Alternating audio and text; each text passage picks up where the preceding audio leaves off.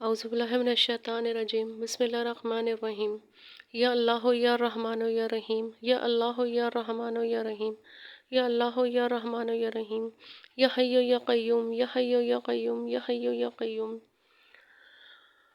صلی اللہ علی محمد صلی اللہ علیہ وسلم۔ اے غفور الرحیم، اے میرے مالک، ہم سب کے صغیرہ اور کبیرہ گناہوں کو معاف کر دے۔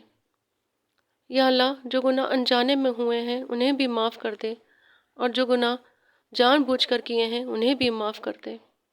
یا اللہ پاک، جو بے روزگار ہیں، پریشان ہیں، اللہ پاک اپنے کرم سے، اپنے فضل سے ان کو روزگار عطا کر دے۔ یا اللہ، جو بیمار ہیں، اللہ پاک اپنے کرم سے ان کی بیماریوں کو شفا میں بدل دے۔ یا اللہ پاک، ہم سب کو مکہ اور مدینہ کی زیارت نصیب فرمانا۔ یا اللہ پاک، ہمارے مرحومین کی مغفرت فرمانا، ان کو جنت الفردوس کا اعلیٰ مقام عطا فرمانا اور کروٹ کروٹ جنت نصیب فرمانا۔ یا اللہ، زندگی میں کبھی کسی کا محتاج نہیں کرنا، صرف اپنا محتاج رکھنا۔ یا اللہ پاک، ہماری اولادوں کو نیک اور صالحہ بنا دے، پانچوں وقت کا نمازی بنا دے اور دین پہ چلنے والا بنا دے، سنتوں پہ عمل کرنے والا بنا دے۔ آمین ثم آمین۔ صلی اللہ علی محمد صلی اللہ علیہ وسلم۔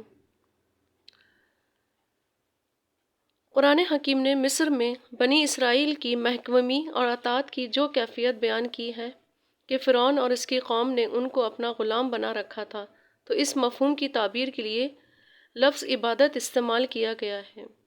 سورہ شعراء آیت نمبر 22 میں حضرت موسیٰ کا یہ قول نقل ہوا ہے جو انہوں نے فرعون سے مخاطب ہو کر کہا تھا کہ تو نے بنی اسرائیل کو اپنا غلام بنا لیا ہے۔ پھر یہی لفظ ایک موقع پہ خود فرعون نے بھی استعمال کیا۔ سورہ مومنون آیت نمبر 47 میں بیان ہوا کہ جب حضرت موسیٰ علیہ السلام اور حضرت ہارون علیہ السلام نے فرعون اور اس کے سرداروں کو عبادت رب کی دعوت دی تو انہوں نے بڑے طنزیہ انداز میں کہا کہ ہم ان کی بات مانیں، حالانکہ ترجمہ اور ان دونوں کی قوم ہماری غلام ہے۔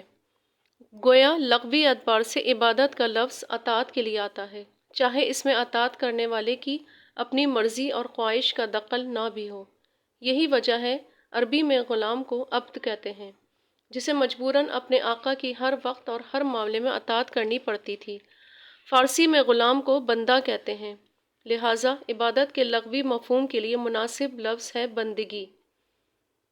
لفظ عبادت جب اپنے لغوی اصل سے اٹھ کر ہمارے دین کی اصطلاح بنتا ہے تو اطاعت کے ساتھ ساتھ اس میں ایک دوسرا جزو لازماً شامل ہو جاتا ہے، اور وہ ہے محبت۔ لہٰذا عبادت کا حقیقی مفہوم یہ ہوگا کہ شوق اور محبت کے جذبے کے ساتھ کسی کے سامنے اپنے آپ کو بچھا دینا۔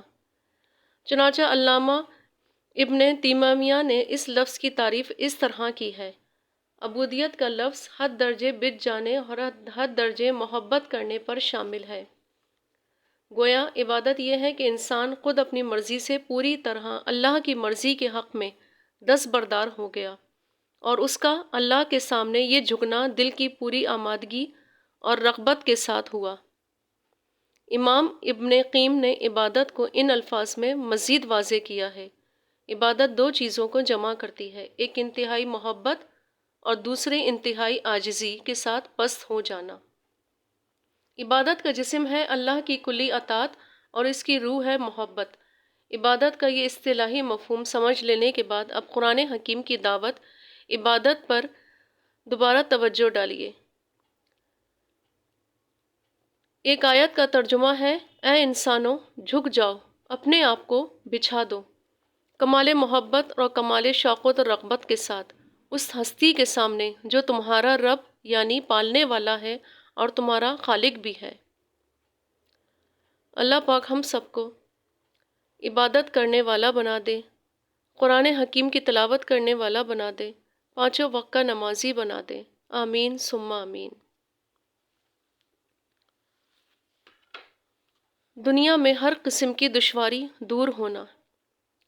جس شخص کو کوئی دشواری لاحق ہو اور وہ تنہائی میں باوضو یہ درود پاک 1000 مرتبہ پڑھے اور 1000 مرتبہ کلمہ طیبہ پڑھ کر دل سے دعا کرے تو انشاءاللہ اس کی ہر دشواری دور ہو جائے گی۔ آمین ثم آمین۔